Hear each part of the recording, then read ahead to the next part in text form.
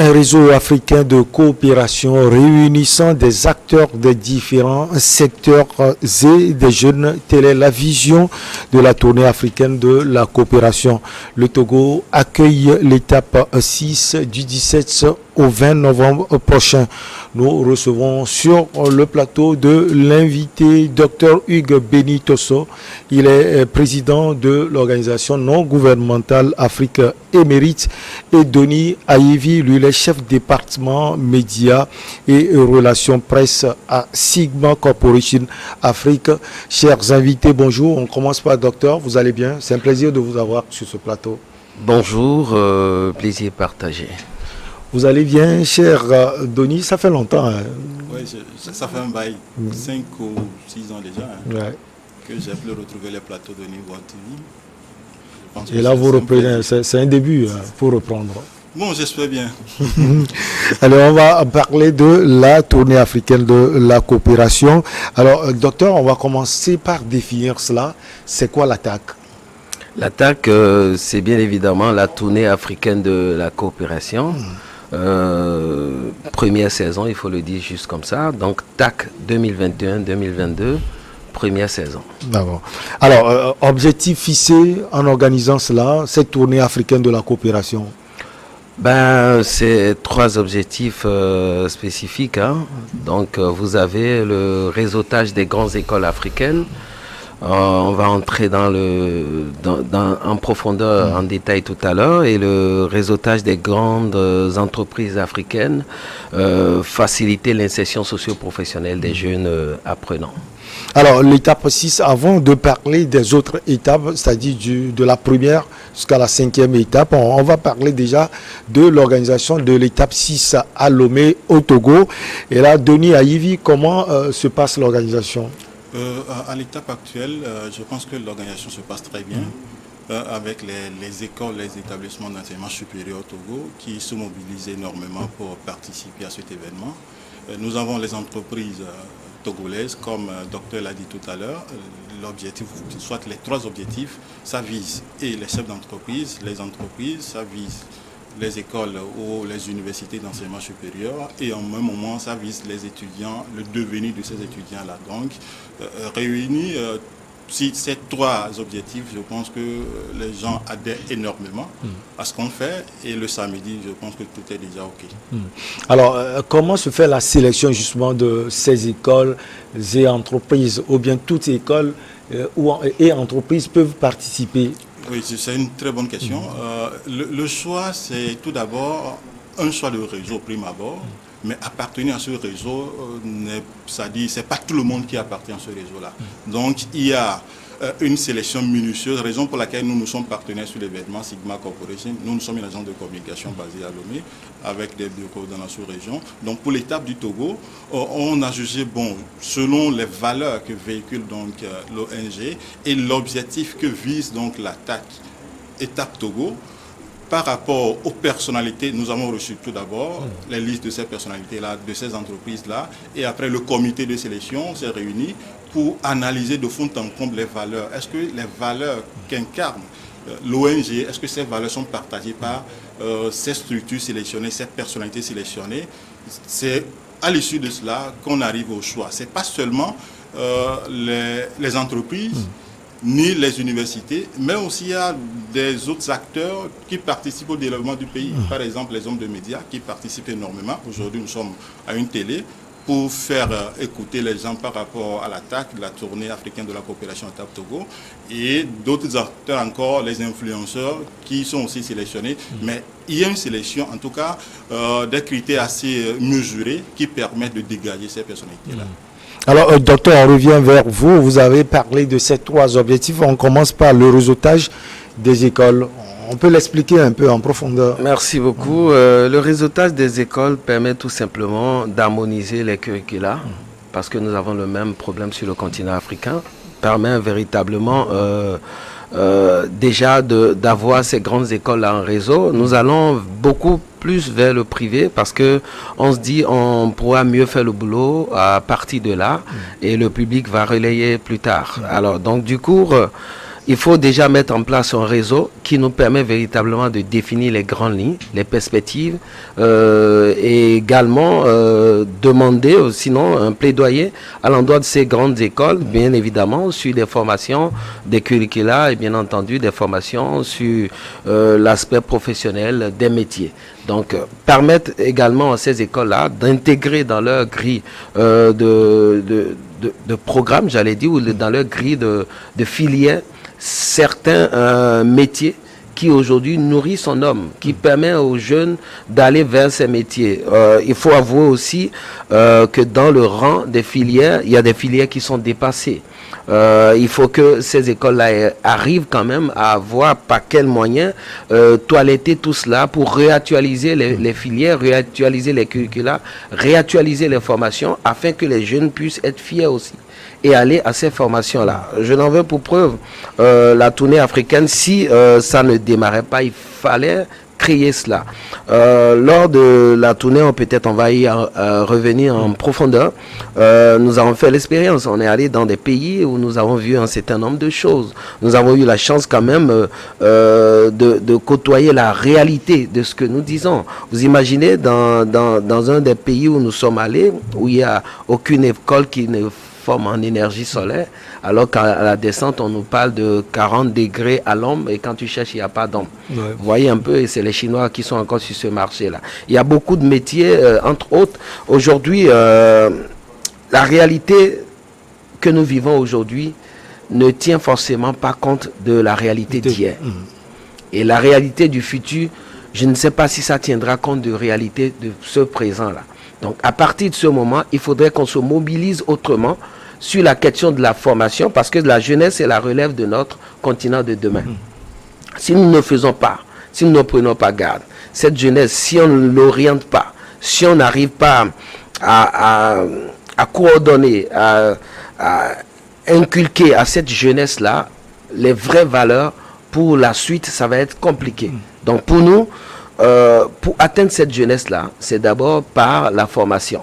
Donc, les écoles, lorsqu'on les mettra en réseau, ça nous permettra véritablement d'atteindre notre cible, de régler véritablement le problème lié à la qualité de la formation, d'abord, à la qualité des jeunes que nous formons. Je vais même plus loin en disant, aujourd'hui, il faut avouer, les écoles sélectionnées ne manquent pas de qualité. Et ce qu'on peut retenir simplement, nous avons envie que ces écoles-là revoient la chose autrement. Aujourd'hui, le jeune chef d'entreprise que je suis, lorsque j'embauche, je n'ai pas forcément les qualités requises pour donner la formation qu'il faut à celui que j'emploie. Mais lorsqu'elle est formée, en tenant compte des besoins que j'ai, lorsqu'elle arrive, elle me fait avancer sûrement. Vous voyez un peu. Donc du coup, il faudrait qu'on essaye de comprendre un peu le besoin des chefs d'entreprise. Et pour comprendre le besoin des chefs d'entreprise, il faut aussi aller en réseau. Pour pouvoir s'en imprégner véritablement. Et maintenant, lorsque nous mettons en place le réseau des écoles et nous mettons en place le réseau des entreprises, un pont est automatiquement créé. Oui. Le besoin dont les chefs d'entreprise rêvent à voir, les écoles prendront ce besoin-là de façon aussi simple que cela soit et intégrer réellement ça dans la réalité des formations. Et les chefs d'entreprise, les fondateurs d'écoles ou les grandes écoles africaines sont véritablement des maillons clés pour le futur de notre continent. La jeunesse va à la formation et après va à l'emploi. Les employés d'hier étaient les jeunes, les employés d'aujourd'hui étaient les jeunes étudiants d'hier. Les jeunes étudiants d'aujourd'hui seront les employés de demain. Donc à partir de ce moment, nous devons faire les choses pour que... Vous voyez un peu, c'est un peu pertinent. Hein? Le boulot que nous faisons, c'est un peu pertinent dans la mesure où nous devons avoir des statistiques claires. Aujourd'hui, nous sommes en 2022. D'accord? Je pense que c'est le 13 ou le 2022. Le 14. Le 14 2022. Alors, vous imaginez 2042. Ça fait 20 ans. 20 ans après. Celui qui a 20 ans aujourd'hui aura 40 ans. Celui qui est né aujourd'hui aura 20 ans. on doit avoir des perspectives assez claires sur les formations, sur les orientations. La filière que tu démarres aujourd'hui peut ne plus être la filière qu'on aura besoin en 10 ans, en 15 ans, en 20 ans. Comment réadapter, comment réactualiser? Vous voyez? Donc, il faudrait qu'on travaille. On ne va pas dans une école parce que l'école fait de la formation en banque et finance. Mais l'école, est-ce qu'elle a de débouchés pour toi?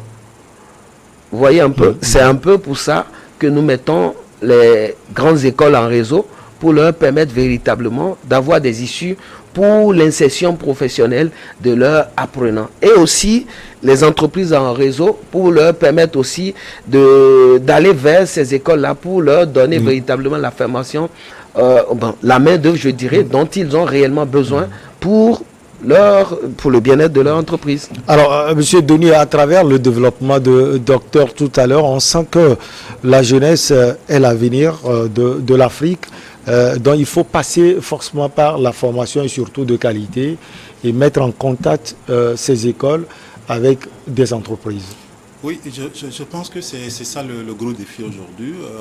On le dit tout le temps, hein, que ce soit les politiciens ou les acteurs de la société civile, on dit l'avenir appartient aux jeunes. Maintenant, quels jeunes ou quelle jeunesse? Il faut les former, il faut bien les orienter. Je ne sais même pas combien de fois vous êtes réorientés pendant votre cursus scolaire. Moi, je dirais peut-être 2 ou 3 fois avant de me retrouver là où je suis aujourd'hui, ou que je n'ai même pas encore fini. Donc c'est le gros défi parce qu'en amont, on n'a pas quelqu'un qui nous guide, qui nous oriente, ou on n'a pas un programme bien défini pour dire si tu fais ceci, tu vas devenir ça. Ou que le pays a besoin de telle formation dans le temps. Je crois autour de ce plateau, on faisait le bilan du Togo. C'était 50 ans, des 55 ans des indépendances, avec des docteurs et consorts.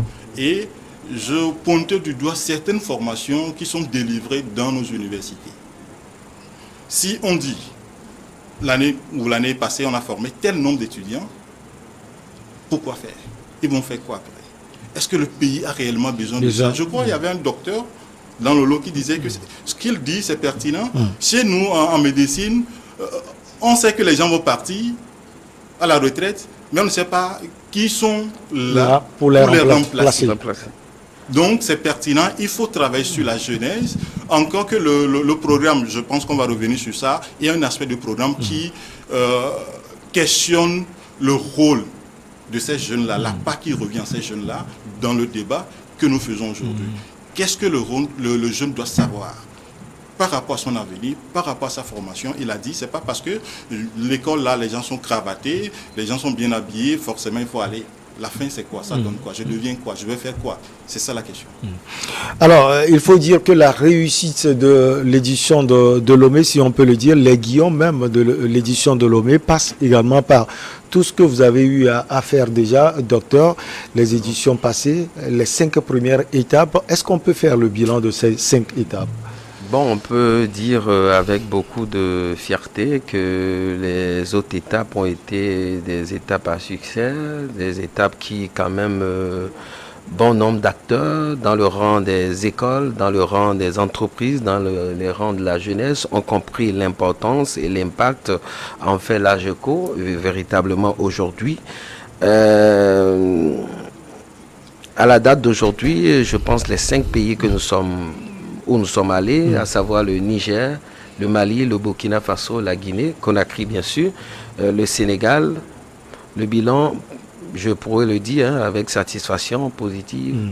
Et ce bilan-là nous amène, d'abord nous donne la force à continuer davantage. Donc il y a même des chefs d'entreprise qui aujourd'hui sont en partenariat avec des écoles et qui prennent directement des écoles, des étudiants déjà à partir de la formation. Et ça, il faudrait qu'on comprenne ça aussi, que c'est très important lorsque nous avons 60 heures de cours, année académique, et qu'on a 40 heures théoriques et 20 heures pratiques. Ça permet à cet étudiant-là d'avoir déjà des bases pratiques. Et lorsque il sortira, on lui parlera plus de 5 ans d'expérience, 3 ans d'expérience. Parce que le jeune qui sort de l'école, où est-ce qu'il aura 3 ans d'expérience avant d'être embauché? Vous voyez un peu? Donc le partenariat entre les écoles et les entreprises permet véritablement déjà ça. Donc on a également des fondateurs qui ont compris aujourd'hui, parce que il faut avouer, beaucoup n'ont pas compris que c'est leur rôle, l'insertion des jeunes. Parce qu'il n'est pas seulement question de prendre la contribution d'ailleurs et de former l'étudiant pour là. Le micro que nous avons là, c'est bien fabriqué par une entreprise. D'accord? Et lorsqu'on la fabrique, ce n'est pas fabriqué pour qu'elle aille rester dans le magasin. C'est pour qu'elle aille c'est pour qu'il aille sur le marché pour qu'on l'utilise. Donc une fois le jeune formé, il doit pouvoir aller sur le marché pour être employé et gagner aussi en retour. Le parent qui met 500 000 francs, 800 000 francs, 1 million de francs sur son enfant, sur 4 ans, 5 ans, et cet enfant revient encore pour rester à la maison, vous voyez un peu, donc ces problèmes-là, c'est lié à l'insertion. Et lorsque nous mettons les chefs d'entreprise en réseau, nous réglons forcément un problème pour les écoles qui forment déjà en qualité. Parce que je viens de le dire tout à l'heure, je le répète encore, la formation de qualité, on ne doute plus de ça aujourd'hui. Mais c'est la formation orientée emploi. Donc, pour parler de l'adéquation formation-emploi qui est notre souci aujourd'hui. Parce qu'au bout des lèvres de tout le monde, l'inadéquation formation-emploi. Mais qu'est-ce qu'on fait?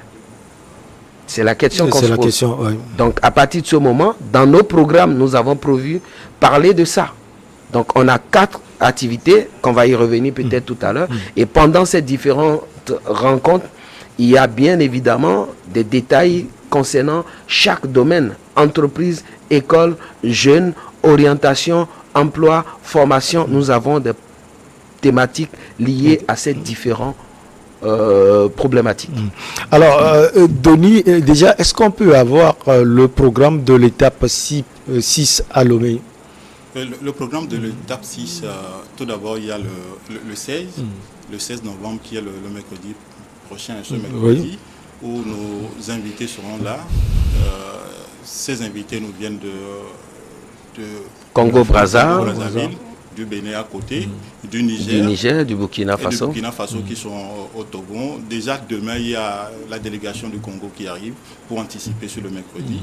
Donc je pense que ça le 16. Le 17, nous allons faire une tournée, ce qu'on appelle TAC Network, et qui est une tournée dans ces écoles participantes, là, ou ces universités participantes, histoire de s'imprégner des réalités, toujours avec ces invités-là, des réalités de ces écoles-là, et de voir s'il y a possibilité déjà de nouer des relations, de partenariat entre les universitaires, ou soit les patrons d'universités qui arrivent ici, et ceux qui sont ici. C'est là l'objectif. Donc on va faire le tour de ces écoles participantes au nombre de 10 aujourd'hui. Donc de matin jusqu'à l'après-midi, c'est Lomé seul qui est visé ou bien Yakara? C'est-à-dire, est-ce qu'il y a les autres villes du Togo également? Non, pour le moment, vous savez que la grande partie de ces écoles-là, c'est à Lomé. Se trouve à Lomé. L'intérieur, c'est pas trop alimenté. Donc ce sont les établissements, les écoles d'enseignement supérieur privées du Togo ou de Lomé qui sont concernés. Donc on va faire cette tour-là pour donc créer ce réseau, en tout cas ce contact, ce premier contact-là entre ceux qui viennent et donc nos frères togolais. Et donc le 18, ce sera une rencontre, une journée d'échange, de partage d'expérience avec les jeunes étudiants. Ça va être l'occasion pour les chefs d'entreprise, pour ces aînés-là, ceux qui sont en vue aujourd'hui, de partager leurs expériences avec nos jeunes. C'est vrai, la jeunesse trouve partout de l'expérience, surtout avec les réseaux sociaux. Tout le monde est sur les réseaux sociaux pour dire je fais ceci, j'ai telle expérience, j'ai réussi tant, et ça pousse les jeunes à faire ci ou à faire ça. Ici, la philosophie que l'ATAC, ou soit l'étape Togo développe, c'est de partager avec ces jeunes-là l'expérience amère de ces personnalités. Aujourd'hui, on voit peut-être Dangote qui a réussi, on voit tel qui a réussi. C'est parce qu'il a vécu. Ce qu'il a vécu réellement avant de devenir ça, on ne le sait pas. Et raison pour laquelle certains jeunes, devant des difficultés, abdiquent, ne veulent pas continuer. parce que difficulté, on n'en avait pas entendu parler, donc ça n'est pas dans leur lexique. Ici, donc vous allez profiter pour exhorter les jeunes à transcender toutes ces réalités, difficultés plutôt sur le chemin. À travers ce que ces personnalités-là ont vécu, avant de devenir ce qu'elles sont devant eux. C'est ce qu'on va essayer de faire, de les amener à ne pas abdiquer devant des difficultés, mais trouver ces difficultés-là comme des occasions pour pouvoir valoriser leurs compétences, booster le moi qui est en eux. Alors, on a encore 8 minutes. Docteur, un mot sur ce qui sera dit dans ces écoles et dans ces entreprises à Lomé au Togo. Ben, déjà, une fois encore, je vous remercie pour l'occasion. Déjà, au niveau des programmes, je vais continuer en disant le vendredi, ce que vient de décrire M. Donis Aivi, c'est ce qu'on appelle TAC, JPTAC, la journée d'échange, de partage d'expérience avec les jeunes étudiants. D'accord. Et ensuite, le samedi, on aura la nuit du mérite africain où nous allons remettre les prix aux différents participants, différentes lauréates, et que ce soit école, entreprise, personnalité publique et privée et tout ce qui s'ensuit. Cette nuit-là nous permettra de leur dire merci, de leur dire bienvenue dans le réseau des entreprises au niveau de Togo, bienvenue dans le réseau des écoles au niveau de Togo également, et bon vent véritablement pour la jeunesse africaine qui désormais aura un ouf de soulagement bientôt. Donc voilà. Le dimanche, nos invités feront le tour de Lomé au pied des monuments, prendront des photos, quelques flashs pour souvenir et après terminer à la plage. Il faut avouer qu'après ici, nous allons poser nos valises au Bénin pour l'étape 7 avant de nous rabattre sur la Côte d'Ivoire, préparer l'édition pendant 1 an. Donc, novembre 2023, on aura le plus grand rendez-vous du forum des écoles et des entreprises en Afrique. Et ça, c'est sous-régional. Et c'est sous-régional, bien sûr. Ça regroupera tous les pays où nous sommes passés pour parler de l'attaque ou pour dérouler le programme lié à l'attaque. Et c'est là où nous allons mettre en place le plus grand réseau des grandes écoles africaines et le plus grand réseau des entreprises africaines. Vous voyez, on crie le chômage, mais nous ne faisons rien pour. Alors qu'on peut. Vous voyez, vous êtes. Donc vous allez donner les clés aux jeunes Togolais. Absolument, aux jeunes Africains et aux jeunes chefs d'entreprise de nous permettre véritablement d'aller là. Nous sommes capables de créer chaque mois une entreprise avec un capital de 100 millions. C'est possible. Et on va le démontrer comment c'est possible. Mieux, nous sommes encore capables de créer des entreprises à valeur ajoutée avec un fonds de roulement d'1 milliard par mois. Donc ça veut dire en 12 mois, dans 12 différents pays, nous sommes capables de mettre des entreprises en place avec un fonds de roulement à hauteur d'1 milliard. C'est possible. Imaginez un peu, ou bien voyez avec moi. D'ici pour aller à Paris, ça me revient plus cher. Pardon? D'ici pour aller au Sénégal, me revient plus cher qu'aller à Paris. Ce n'est pas normal. Même en Côte d'Ivoire. Aller en Côte d'Ivoire me revient plus cher qu'aller aux États-Unis. Vous voyez un peu? Donc il faudrait, ça fait rire mais ça fait mal. Ça fait énormément mal. Donc il faudrait qu'on remédie à cela. Et ça ne peut pas se faire sans un grand réseau des chefs d'entreprise. C'est eux qui ont le pouvoir économique. Il faut comprendre. Et c'est eux qui ont la possibilité de créer des emplois. C'est avec eux nous allons dealer. C'est avec eux nous allons échanger. C'est avec eux nous allons mettre en place ces idées-là qui vont nous permettre véritablement de donner un ouf de soulagement à la jeunesse africaine à travers les différents pays qui participeront bien évidemment à l'attaque tournée africaine de la coopération. Et nous sommes à la première saison, comme je l'ai dit. Alors, en 2 minutes, Donis Aivi, on va s'intéresser également au thème qui sera développé. Le thème de Lomé ou le thème de cette première session, de façon générale, défi, perspective de la formation, de l'insertion socio-professionnelle des jeunes. Comme on le dit, il y a la formation qui est là. Maintenant, il faut ce défi-là de l'auto ou de l'insertion professionnelle des jeunes. Qu'est-ce qu'on va faire? C'est la raison pour laquelle ce réseau va être mis en place pour servir de pont entre les écoles et les entreprises pour faciliter cette insertion socio-professionnelle de nos étudiants. Je rappelle que je suis aussi enseignant à les universités. Donc vous êtes aussi concerné.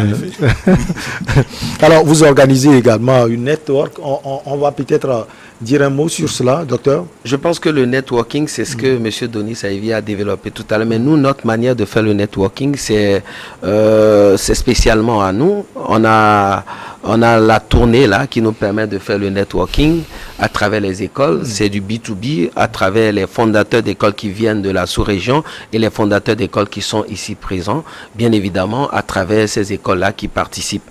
Donc, c'est autour de chaque école, chaque responsable d'école ou administration des écoles avec, bien évidemment, les invités de la sous-région, à savoir le Congo-Brazza, le Niger, le Burkina Faso et bien entendu le Bénin. Donc, le networking se passera comme ça. C'est le jeudi 17. Le vendredi 18, il y a le JPETAC au Grand Rex. D'accord, avec la participation de 500 à 600 jeunes, en moyenne 600 jeunes venant de ces différentes écoles. Et ensuite, le 19 également, au Grand Rex pour la remise des prix. Mais ce qu'il faut retenir simplement, c'est que les grandes écoles africaines ont le devoir et l'obligation de se mettre ensemble. Ils ne sont pas des concurrentes. Ces écoles ne sont pas du tout des concurrentes. C'est d'abord une mission sacerdotale, si je peux m'exprimer ainsi, qui est de former et de donner de la connaissance. Donc, elle doit pouvoir comprendre que se mettre ensemble est beaucoup plus profitable pour l'avenir de notre continent.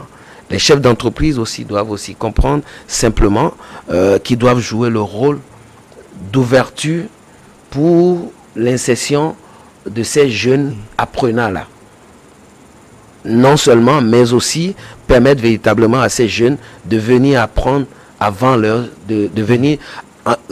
je dirais, enquérir d'expérience avant la fin de leur formation. Vous voyez? Et pour la jeunesse africaine, je dirais simplement, vous avez la responsabilité de faire le choix qui est le vôtre. Et ce choix est déterminant. Jeune Africain, le choix t'appartient. Demain, tu prendras les rênes où tu seras responsabilisé quelque part. C'est ta formation d'aujourd'hui qui fera de toi le meilleur cadre de demain. Prends conscience. Alors le message est vite passé, c'est le terminus. Donis Saïvi, vous avez sans doute quelque chose à ajouter. Non, je pense que je vais abonder dans le même sens que le docteur pour appeler donc à la jeunesse. En tout cas, les étudiants qui seront énormément garnis. Ils vont trouver de quoi retrouver de l'espoir, retrouver encore une bonne orientation pour leur avenir. Parce que sans formation, sans conscience dans la formation, je pense qu'on fait une navigation à vue. C'est ce qu'on doit arrêter maintenant pour mieux mettre nos jeunes sur le bon chemin.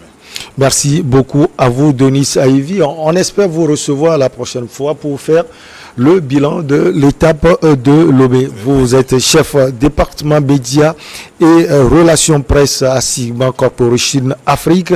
Merci également à vous, docteur Hugues Béni Tosso. Vous êtes président de l'ONG Afrique et Mérite. On se retrouve donc la prochaine fois. On va marquer la pause pour le journal et derrière on reçoit nos invités pour votre émission Regard Croisé.